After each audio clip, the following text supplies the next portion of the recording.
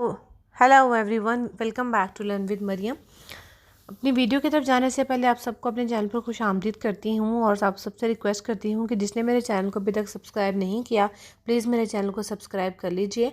तो चलते हैं अपनी वीडियो की तरफ। सबसे पहले आपके पास एक वुडन ब्लॉक है जिसका वॉल्यूम आपको दे दिया गया है 14x10x5 और इसका मास है 850 ग्राम और इसकी हमें डेंसिटी निकालनी है। डेंसिटी का फॉर्मूला आप सब जानते हैं कि मास बाय वॉल्यूम है, तो हम जस्ट गिवन लिख के रिक्वायर्ड लिख के इसका फॉर्मूला लिख के वैल्यू पुट करेंगे और इसका आंसर निकालेंगे।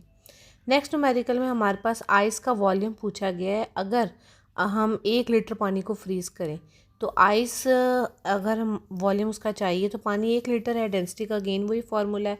अब हमें पता है कि जो आइस है उसके 1 लीटर में वो बराबर होता है 1 किलो के, और आइस की जो डेंसिटी है वो भी आपको यहाँ दे दी गई है।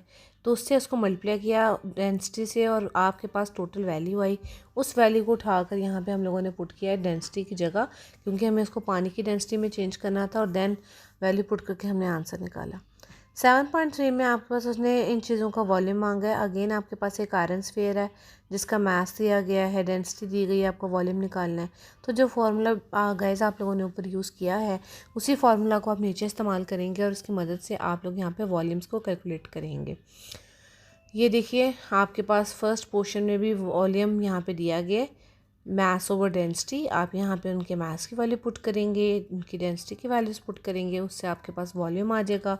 और यहाँ पे पावर में हम लोग आंसर दे रहे हैं क्योंकि 0.00 बड़ा आंसर करने के बजाय उसको हमने मिनिमाइज़ किया, स्टैंडर्ड फॉर्म में लिखा जो फिज़िक्स के या केमिस्ट्री के रूल कहते हैं। इसी तरह से दूसरा जो उसने हमें वॉल्यूम निकालने के लिए दिया था वो भी हमने इससे निकाला, मास और डेंसिटी को लिखा, वैल्यूज़ को पुट किया और यहाँ से हमारा वॉल्यूम आ चुका है। तो ये 2-3 चीज़ें आपके पास यहाँ पे इस न्यूमेरिकल में दी गई थी। अब नेक्स्ट जो न्यूमेरिकल आपके पास है उसमें आपसे कहा गया कि जो एयर की डेंसिटी है वो तकरीबन 1.3 किलोग्राम पर मीटर क्यूब है। ठीक है, तो यहाँ पे हवा की बात हो रही है, किसी सॉलिड ऑब्जेक्ट की बात नहीं हो रही। और हवा का जो मास है एक कमरे के अंदर वो भी दे दिया गया आपको। तो डेंसिटी हमें मिल गई, वॉल्यूम हमें मिल गया, इसको हमने मल्टीप्लाई किया 8 इंटू 5 इंटू 4 को, तो हमारे पास 160 आ गया। हमें उसका मैथ चाहिए था, तो अगेन आप वही फार्मूला लगाएंगे डेंसिटी वाला, बस अब की बार आपको मैथ चाहिए तो डेंसिटी को हम लोग वॉल्यूम से मल्टीप्लाई कर देंगे और हमारे पास आंसर आ जाएगा। देन एक स्टूडेंट है वो अपना एक आयरन जो अपना प्लेन उसको प्रेस कर रहा है और थंब से, तो उस पर प्रेशर वो लगा रहा है। तो वो आपसे उसने पूछा है कि वो प्रेशर कितना लगेगा अगर वो इतनी फोर्स लगा रहा है। तो P is equal to F/A हमारे पास फार्मूला होता है। तो हम यहाँ पे फोर्स की वैल्यू लगाएंगे, एरिया की वैल्यू लगाएंगे जिस एरिया में वो अपने थंब से प्रेस कर रहा है एक पेन को, और देन आपके पास प्रेशर की वैल्यू आ जाएगी।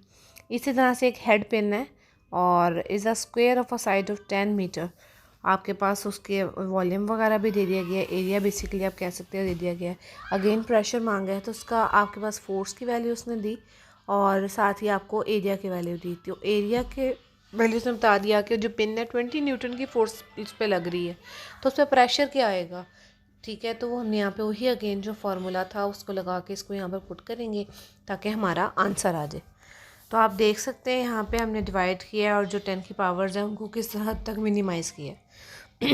7th न्यूमेरिकल में आपके पास एक रेक्टेंगुलर वुड का पीस है जिसका वॉल्यूम दे दिया गया और उसका मास भी दे दिया गया।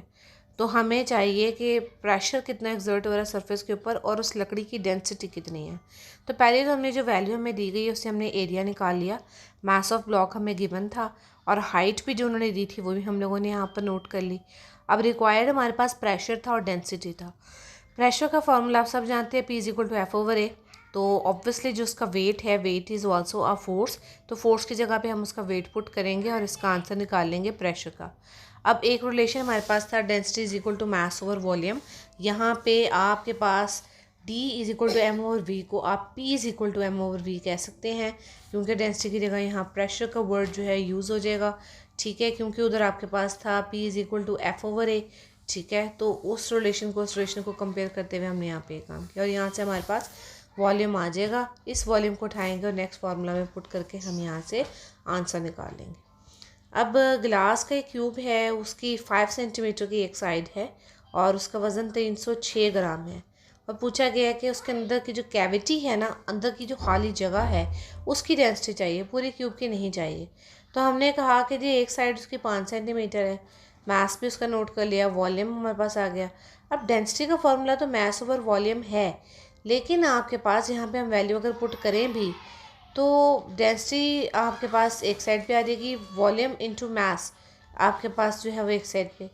अब आपने यहाँ पे क्या किया कि जो डेंसिटी की वैल्यू है उसके साथ आपने वॉल्यूम जो था 5 × 5 × 5, क्योंकि क्यूब है 3 साइड्स वाला है, तो आपने तीनों साइड्स की लंबाई 5 यहाँ पे पुट की और बराबर है मास के। तो यहाँ पे वैल्यू पुट करके आपने उसका वॉल्यूम कैलकुलेट कर लिया जो खाली जगह थी कैविटी वाली। इसी तरह से एक ऑब्जेक्ट था जिसका वज़न 18 न्यूटन था हवा में, और जब उसको पानी में डालते थे तो उसका वज़न 11.4 न्यूटन होता था। तो आपके पास वेट में डिफरेंस कितना था वो हम लोगों ने यहाँ पे फाइंड आउट किया, उसकी डेंसिटी निकाली कि भाई पानी के अंदर उसकी डेंसिटी क्या है।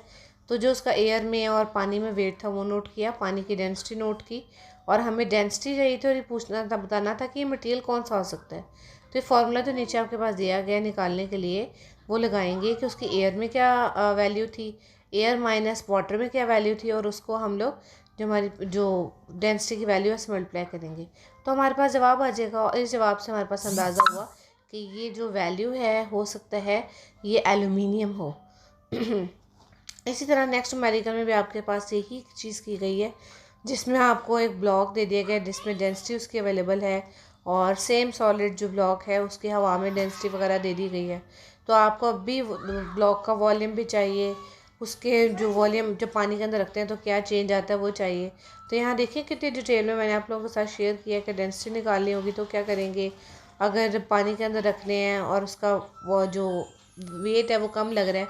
आप भी देखिए पानी में जब कोई चीज़ नीचे जाके छोड़ते हैं तो वो ऊपर की तरफ आती है, वो जो ऊपर की तरफ आती है उस चीज़ को कहते हैं अप थर्स्ट, या उसको उछाल की फोर्स कहते हैं। तो वो भी आप यहाँ पे मेंशन करेंगे और उसके ज़रिए से आप यहाँ से वॉल्यूम को कैलकुलेट करेंगे।